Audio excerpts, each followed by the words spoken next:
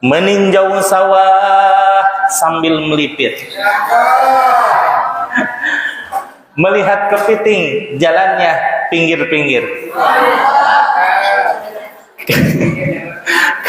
Kalau ke sekolah, majelis taklim dan majelis zikir, kita senantiasa diajak berpikir, insya Allah akan bahagia hati kita kalau senantiasa berzikir, insya Allah. Kenapa temanya sekarang berzikir? Bukannya kemarin tentang apa tuh? Nyungkun. Karena memang Bapak Ibu hadirin jamaah sekalian, di dalam hikmah yang nomor 67, Tuan Syekh Ibnu Athaillah As-Sakandari mengingatkan dan memperingati kepada kita sekalian akan indahnya, bahagianya dan istimewanya orang-orang yang senantiasa berzikir.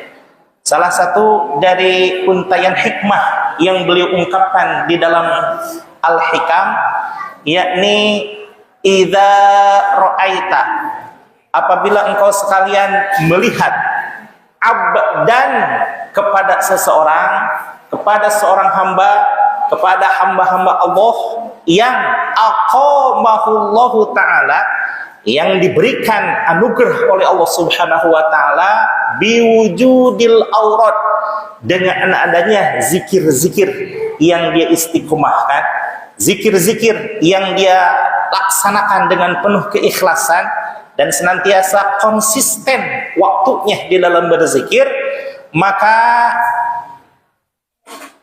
biwujudil amdahu alaiha wa adamahu alaiha, dan disertai dengan adanya ma'atulil imdad. Subhanallah, Allah senantiasa menganugerahkan kepada orang-orang tersebut akan keistiqomahan, akan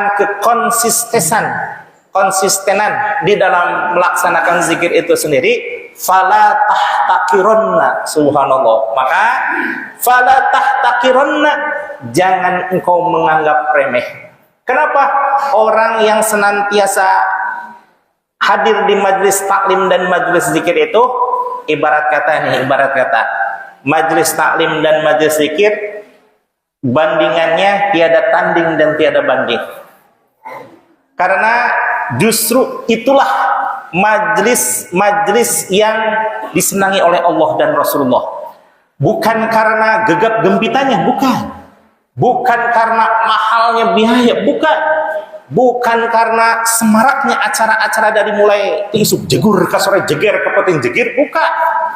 Walaupun sesaat, walaupun katakanlah 1 jam, tapi di situ dibacakan ayat-ayat suci Al-Quran, dibacakan hadis-hadis kanjeng Nabi Muhammad SAW, diisi dengan tawasau bil haqqi wa tawasau bis sabr, dan juga dipaparkan tentang ya'muruna bil ma'rufi wa yanhauna 'anil munkar, maka ke alam malakut terdengar oleh para malaikat, dilihat oleh para malaikat di alam malakut. Subhanallah, membuat para malaikat bertasbih. Malaikat semuanya mengagumi akan orang-orang yang hadir ke majlis talim dan majlis zikir, karena itulah majlis-majlis yang disenangi oleh Allah dan Rasul. Maka alhamdulillah wa syukur ala ni'amillah, ibu hadirin jamaah sekalian, kita ditakdirkan oleh Allah Subhanahu wa taala hadir ke tempat, ke masjid Baitur Rahman ini dalam keadaan sehat walafiat, dalam keadaan bergembira dan senang karena adanya majelis talim. Maka insyaallah mudah-mudahan selamanya Allah menganugerahkan keistimewaan yang sangat istimewa ini. Alhamdulillah.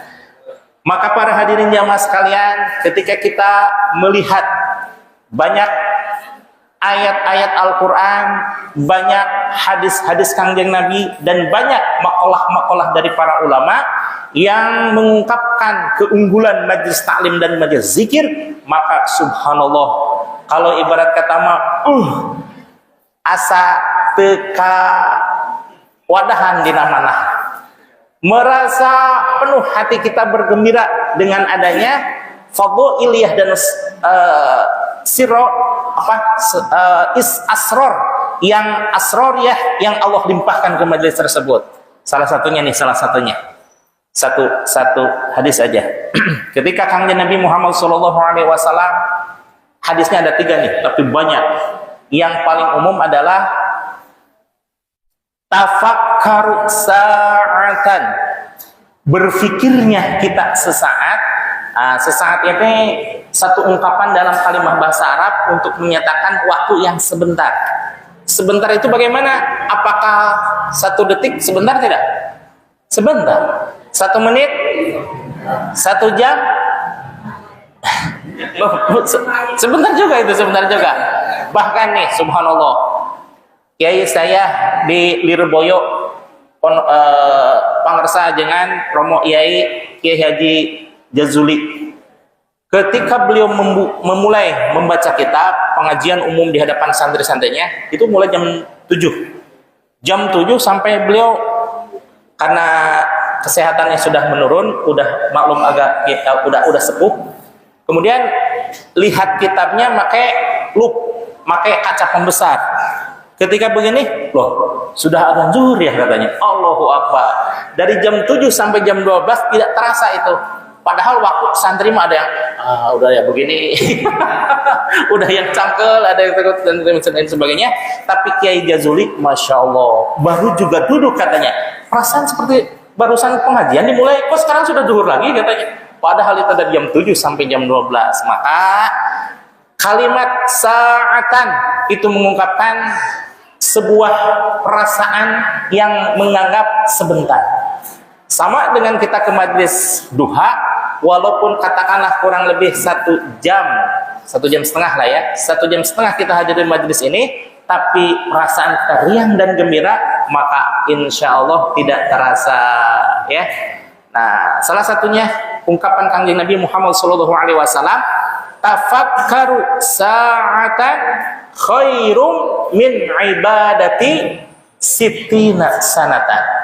Siapa orang yang hadir ke suatu majlis untuk diskusi, untuk taklim, untuk mutolaah, untuk lokakarya dan lain sebagainya tentang suatu ilmu apa aja, baik ilmu duniawi, ilmu ukhrawi, ilmu tentang bisnis, ilmu tentang Al-Quran, ilmu tentang hadis, dan ilmu-ilmu yang lainnya, semuanya itu ilmunya Allah. Di hadapan Allah, khairum min ibadati sittina sanatan, jauh lebih baik daripada orang yang beribadah 60 tahun. Selama 60 tahun itu apa saja? Siangnya siam, malamnya qiyam. Siangnya berpuasa dan malamnya senantiasa diisi dengan qiyamul lail. Maka di dalam hadis yang lain Rasul menyatakan, man shoma ramadhana imanan wa ihtisaban ghufira lahu ma taqaddama min dzambi. Oh, ini hadis terkenal amat tentu ya. Siapa orang yang berpuasa dengan mengharapkan rahmat dan ridho Allah, maka dia gugurkan semua dosa-dosanya yang terdahulu. Allah gugurkan dari dosa orang tersebut. Kemudian malamnya sama dengan hadis dari ini, hadis yang nomor 37 yang barusan, hadis nomor 38, sekarang hadis yang nomor 37 tapi tidak terlalu terkenal. Apa itu hadisnya? Man qoma ramadhana, siapa orang yang melaksanakan qiyamul lail. Tadi kalimatnya apa? Man soma. Kalau sekarang man qoma, hadisnya sama, kitabnya sama. Man qoma ramadhana, siapa orang yang melaksanakan qiyamul lail. Apa itu qiyamul lail? Qiyamul lail adalah melaksanakan ibadah untuk menghidupkan malam. Kalau yang lain menghidupkan malam dengan apa? Oh, subhanallah. Bapak lebih tahu ya. Nah, bagi orang-orang yang mencintai kesucian jiwa, orang-orang yang mencintai Allah dan mencintai Rasulullah SAW, malamnya diisi dengan qiyamul lail, entah tadarusan, entah melaksanakan sholat sunnah, entah taklim, entah zikir dari mulai ba'da isya sampai menjelang subuh, itu namanya qiyamul lail. Walaupun tidak sholat tapi melaksanakan taklim, ya mulai. Walaupun tidak sholat tapi tidak melaksanakan zikir, ya mulai. Walaupun tidak sholat tapi melaksanakan tadarus Quran, ya mulai. Segala jenis ibadah yang diniatkan untuk menghadirkan qalbu kita kepada Allah Subhanahu wa taala, maka itu dinilai qiyamul lail. Man qama ramadhana, siapa orang yang melaksanakan qiyamul lail Ramadhana pada bulan suci Ramadan imanan wa ihtisaban ghufira lahu ma taqaddama min dzanbi. Nah, di sini ada yang usianya jelita. Apa itu jelita? Jelang usia 50 tahun. Pantesan saya lihat nih, mohon maaf nih, dilihat di depan-depan banyak yang cantik jelita itu.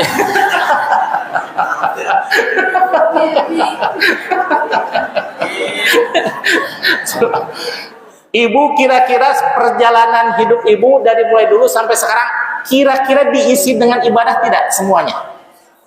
Semuanya? Allahu Akbar. Dari mulai pagi, siang, sore, malam, sampai siang lagi, sampai sore, malam lagi, itu beribadah semuanya. Alhamdulillah. Tapi kata Rasulullah SAW, kalau dibandingkan dengan orang yang hadir ke majelis taklim, ada orang yang ahli ibadah selama 60 tahun, kemudian orang yang menghadiri majelis taklim walaupun sesaat, walaupun 1 jam di hadapan Allah dan Rasulullah, mana yang lebih baik? Yang beribadah yang taklim? Yang taklim. Alhamdulillah. Pak Agus kalau di sini mah ya ibadah ya taklim ya. Allahu Akbar ya. Sedikit meluruskan. Jadi sih, jangan menjadi persepsi saya mah taklimnya terus tapi saya ibadah. Gitu. Takutnya gitu ya. Nah, takutnya karena kan ibu-ibu kadang separuh-separuh nerimanya. Ya, nah ini. Jadi sedikit ketika ini karena biasa bahasa ibu-ibu ya. Nah, mungkin kalau bapak-bapak udah iya aja. Karena Pak kalau bapak-bapak kan jangkanya panjang.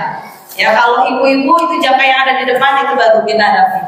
Nah, sedikit ketika kita ya taklim iya, ibadah iya. Ya, kenapa? Ilmu amal ya. Ilmu yang harus diamalkan. Ya, ilmunya kita harus, kenapa? Karena kita mengamalkan harus dengan ilmu.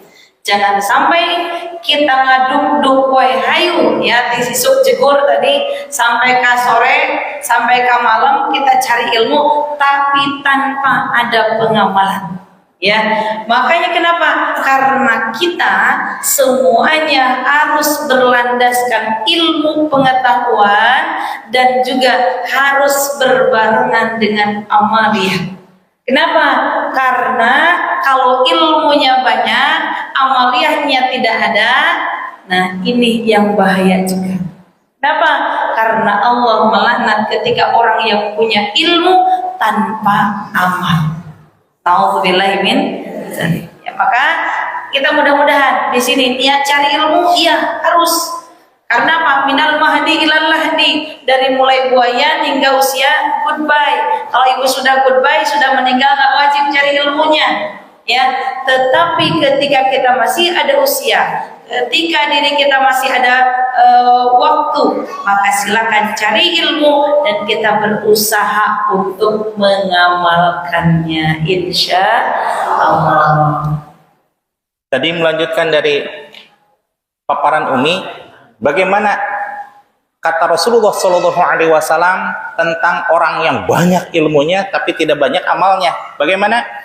Manizdada ilma, barang siapa yang senantiasa bertambah ilmunya, walam yazdad hudan, tapi tidak bertambah amaliyahnya, dalam artian hudan itu petunjuk untuk mengamalkan ilmunya, lam yazdad minallahi illa bu'da, bukannya semakin bertambah dekat kepada Allah, justru malah semakin, itu alhamdulillah apa nauzubillah?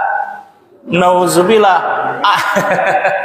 Ada orang yang ilmu saja, pas ditanya, Pak, Mau kapan ke masjidnya?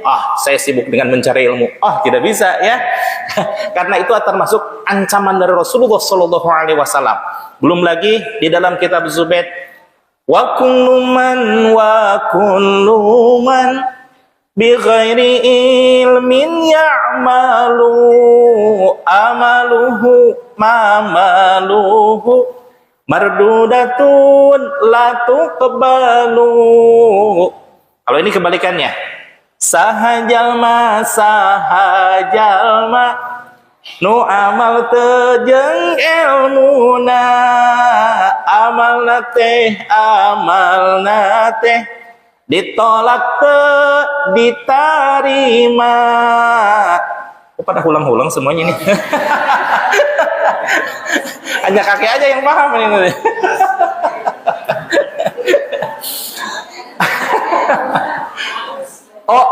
Bingung lah, naon cenanya. Orang yang bertambah amalnya tapi tidak disertai dengan ilmunya, maka itu sama saja dengan melakukan suatu hal tapi tidak diterima. Kalau kata Sundanya mah capek gawe teka pakai. Daripada capek-capek kita tidak diterima oleh Allah Subhanahu wa taala, ada syarat yang harus dipenuhi. Apa itu? Salah satu di antaranya adalah dengan mengokohkan ilmu pengetahuan. Tadi kata Rasulullah, barang siapa yang bertambah ilmunya tapi tidak bertambah amalnya, bukan semakin dekat kepada Allah tapi malah semakin. Di dalam Zubayd dikatakan, barang siapa yang beramal tapi tanpa ilmunya, maka amalnya tidak diterima, bahkan tertolak. Jadi bagaimana bagi kita? Kita ilmu laksanakan dan juga amaliyah amalkan. Ilmu dicari, amaliyah dilaksanakan. Kalau bahasa Sundanya dulu pernah diungkapkan ya, ada 3 filosofis orang Sunda di dalam meniti kebahagiaan dunia dan akhirat. Apa itu? Ilmu tungtut, dunia sia, ibadah laksana ke. Ilmu tungtut itu memang suatu syarat untuk mencari kebahagiaan dunia maupun kebahagiaan akhirat. Kata Rasulullah, man arada dunya fa'alaihi bil ilmi. Barang siapa yang ingin mencapai kebahagiaan dunia, maka carilah kebahagiaannya itu dengan ilmu pengetahuan. Wa man aradal akhirah, dan barang siapa yang ingin mencari kebahagiaan akhirat, maka wajib mencarinya dengan ilmu pengetahuan. Ilmu ukhrawi, ilmu duniawi sama-sama penting.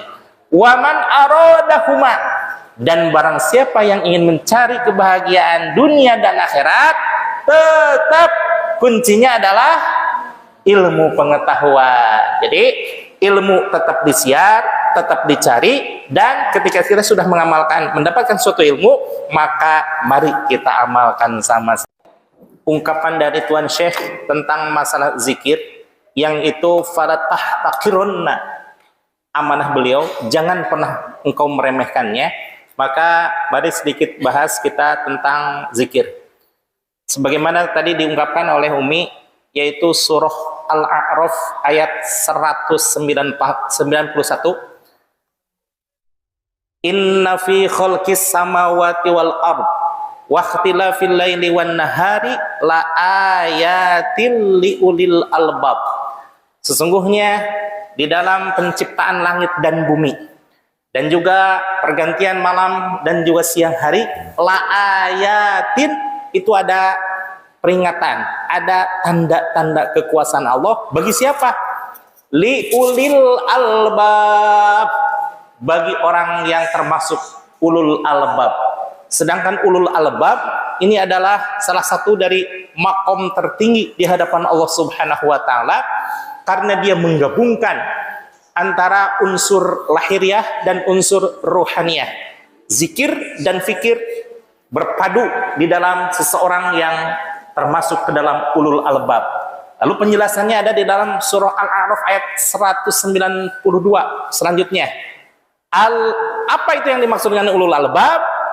Alladzina yadhkurunallah, yakni orang-orang yang senantiasa berzikir.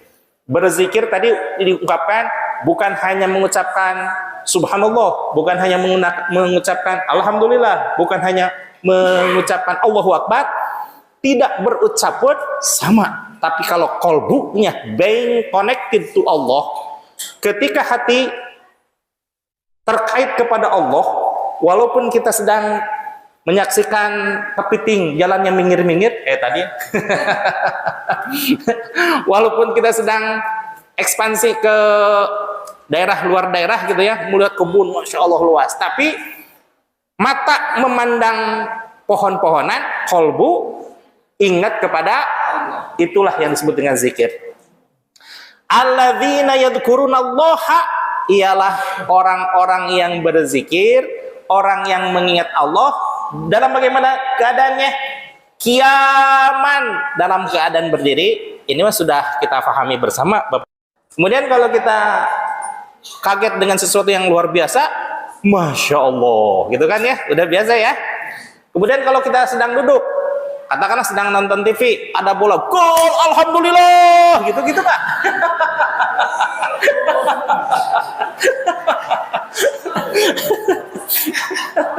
Kakek sama nonton bola ini ya.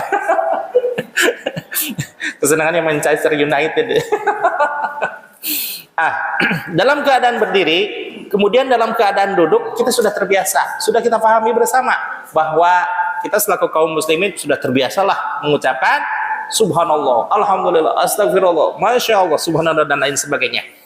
Tapi yang kata-kata ketiga itu apa? Qu'udaw, qiyamau wa qu'udaw wa ala junubihim. Tadi wa ala junubihim artinya apa? Dalam keadaan dalam keadaan berbaring atau tidur. Di sini ada nggak orang yang berbaring sambil berzikir, tidur sambil berzikir?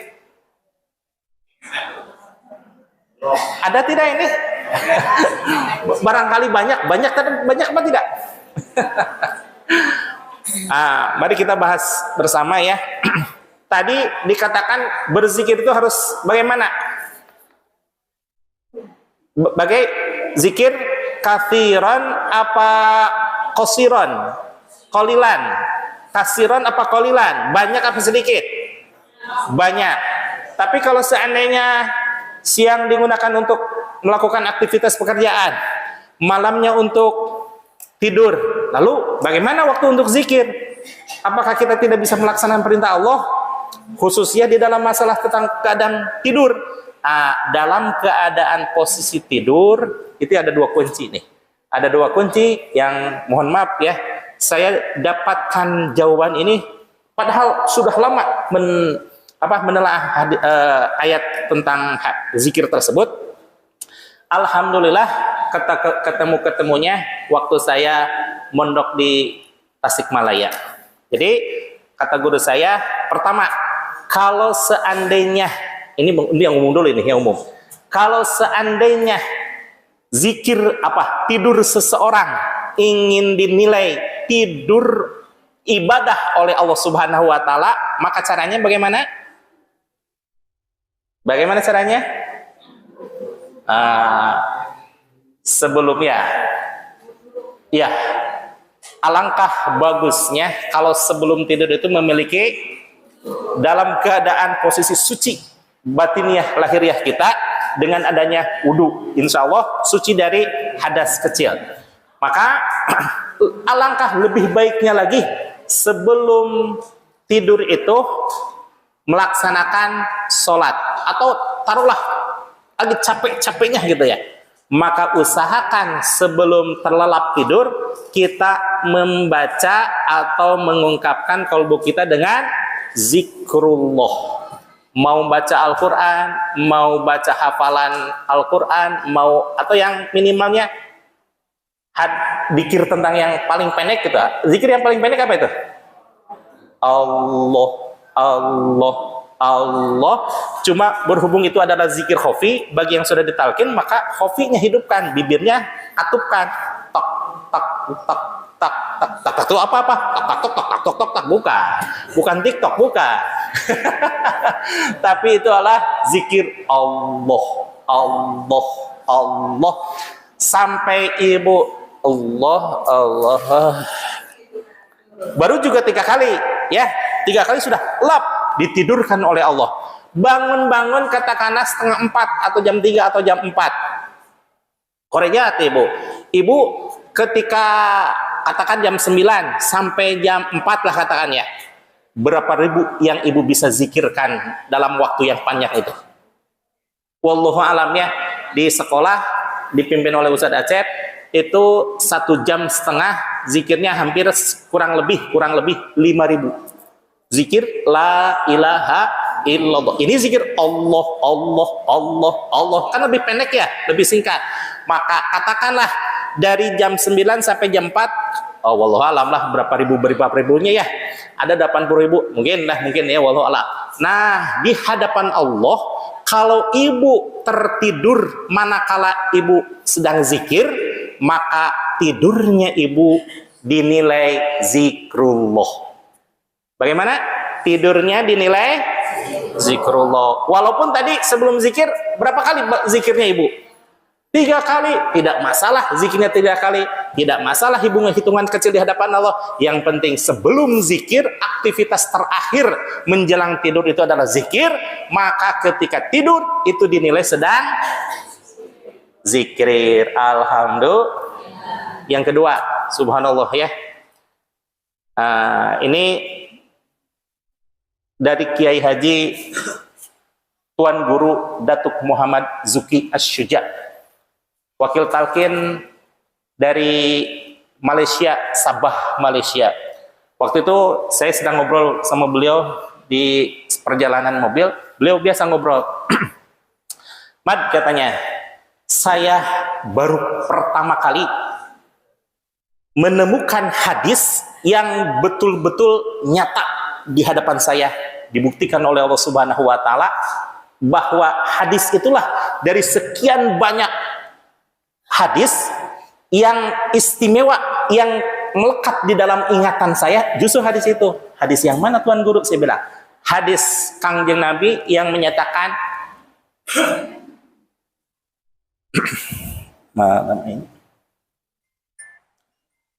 walam yanam qalbi tatamani malam yanam qalbi. Apa? Bukan. Artinya ketika 2 mata saya terpejam, walam yanam qalbi, tetapi hati saya tidak pernah tertidur, kata Rasulullah Shallallahu Alaihi Wasallam. Karena memang keistimewaan para nabi dan para rasul, di samping keistimewaan fisik, yang paling utama adalah keistimewaan lahiriah, keistimewaan batinnya. Apa itu batinnya? Batinnya tidak pernah terputus dari mengingat. Kiai saya di Situbondo pernah menyatakan, kalau seandainya ada seorang wali yang sedetik saja dia terputus dari mengingat Allah, maka dia terlempar atau terhapus atau ngejungkal dalam kewaliannya. Betul. Jadi dia mundur derajatnya, jatuh derajatnya karena terputusnya zikir. Saya dulu belum paham ketika kiai saya menyatakan seperti itu. Kok bisa sih wali gara-gara terputus 1 detik bisa terputus kewaliannya?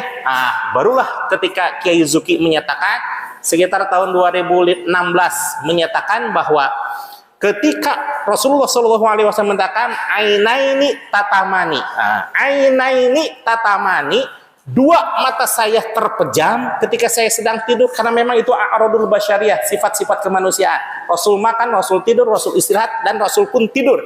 Tapi tidurnya Rasul berbeda dengan kita. Kalau kita mah tidur aja begitu ya, dan mendengkur gitu ya. Kalau Rasul mah 2 matanya terlelap tidur, tapi kolbunya senantiasa being connected to Allah, senantiasa terhubung kepada Allah, senantiasa zikrullah. Apa yang zikirannya? Allah, Allah, Allah, Allah, Allah, Allah. Ketika itu Kiai Zuki memulai pembicaraan waktu saya mondok di Tasikmalaya. kepada Syekh Ahmad Shahibul Wafa Tajul Arifin. 6 tahun saya mondok di Tasik waktu beliau bujangan. Suatu saat Syekh Ahmad Shahibul Wafa Tajul Arifin memanggil saya dari asrama untuk ke madrasah beliau. Madrasah itu adalah sebutan rumah beliau karena memang sering diadakan talim, maka disebutlah madrasah. Jadi madrasah itu rumah gitu ya. Nah, waktu itu di tingkat 2 saya diajak beliau untuk ke tingkat 2. Di saat itu orang udah sepi karena malam-malam gitu ya, ba'da isya. Tapi dipanggilnya menjelang pukul 9. Nah, pukul 9 saya tahu bahwa jadwal tidurnya Syekh Ahmad itu adalah pukul 9. Saya dipanggilnya jam 9 kurang sekitar 20 lah. Jadi 20 menit sebelum jam 9 saya diajak ngobrol. Pas lagi ngobrol-ngobrol gitu, tentang kepesantrenan, tentang Malaysia, tentang Indonesia, tiba-tiba guru kita katanya agak tertidur nih, terlelap, gitu deh, matanya udah agak ngantuk gitu ya. Wajar lah, namanya juga manusia ya. Itu aradul basyariah. Kemudian betul-betul Syekh Ahmad itu tertidur begini. Nah, saya terdiam aja, tidak berani beranjak keluar madrasah katanya. Sudah agak lamaan dan sekitar 5 menit lah, 5 menit 10 menit terdengar, mohon maaf ya, dengkuran kecil Syekh Ahmad. Itu untuk menandakan bahwa beliau betul-betul terlelap. Sedikit aja, nggak kayak mohon maaf kayak gimana gitu. Ini sedikit suara mendegur untuk menyatakan bahwa Syekh Ahmad lagi betul-betul mendengkur, terlelap. Lagi hening-heningnya keadaan suasana seperti itu, yang terdengar ada 2. Pertama, detak jam, tak tak tak. Yang kedua, nih, set. Kok tiba-tiba saya mendengar orang yang berzikir. Orang yang berzikir di sela-sela hela nafas. Dan saya paham betul suara siapa itu. Padahal Syekh Ahmad sedang tertidur kan. Tapi seolah-olah Allah menunjukkan kepada saya akan kebenaran hadis Rasulullah SAW, ainaini tatamani walam yanam qalbi, melalui Syekh Ahmad Shahibul Wafa Tajul Arifin. Di antara helaan nafas, di antara sedikit mendengkur sedikit, kemudian terdengar Allah, Allah, Allah, Allah, subhanallah. Ya, jadi di saat itu saya paling merinding. Belum pernah saya merasakan merindingnya semerinding itu. Bukan karena takut sama setan, bukan, tapi merinding karena dinyatakan diperlihatkan oleh Allah Subhanahu wa taala akan kebenaran hadis tentang Rasulullah sallallahu alaihi wasallam. Rasul itu tidak pernah putus zikirnya. Jangankan Rasul sekelas wali saja tidak pernah putus zikirnya, apalagi Rasulullah sallallahu alaihi wasallam, gitu ya. Nah, yang kedua, ini tingkatan yang subhanallah luar biasa istimewa. Itu mah hanya diperuntukkan bagi para nabi dan para wali. Para nabi yang sekitar 124.000 kurang lebih, dan riwayat menyatakan seperti itu, dan para wali yang sampai yaumul kiamah tetap jumlahnya 102 wali itu jumlahnya 313 sebagaimana jumlah para sahabat ahlul badar. Jadi ketika para wali ada yang meninggal, misalkan Pak Acep belum jadi wali, nah jadi wali aja kita Pak Acep. Nah, ketika seseorang sudah memasuki maqam waliullah, maka dengan sendirinya itu keistimewaan hati yang senantiasa berzikir kepada Allah ketika sedang tidur akan bisa rasakan. Ibu pernah merasakan? Oh, berarti masih wali daya kalau begitu Maya. Bukan jadi waliullah, bukan. Tapi boleh nggak kita berharap menjadi seorang wali? Boleh, alhamdulillah. Salah satu di antaranya di kalangan wanita, siapa yang menjadi waliullah? Siti Robi'ah, Siti Maryam, dan lain-lain. Siti Fatimah juga termasuk, subhanallah ya, karena memiliki keistimewaan tersendiri, bahwa Siti Fatimah keistimewaannya tidak pernah lelah bekerja setelah didoakan oleh Rasulullah SAW. Dan juga Siti Rabi'ah Al-Adawiyah, cintanya betapa sangat hebat kepada Allah Subhanahu wa taala, bahkan beliau dilamar oleh 3 orang wali, tidak menerima beliau. Kenapa? Karena khawatir cintanya kepada Allah terkalahkan oleh cintanya kepada suami. Subhanallah, luar biasa.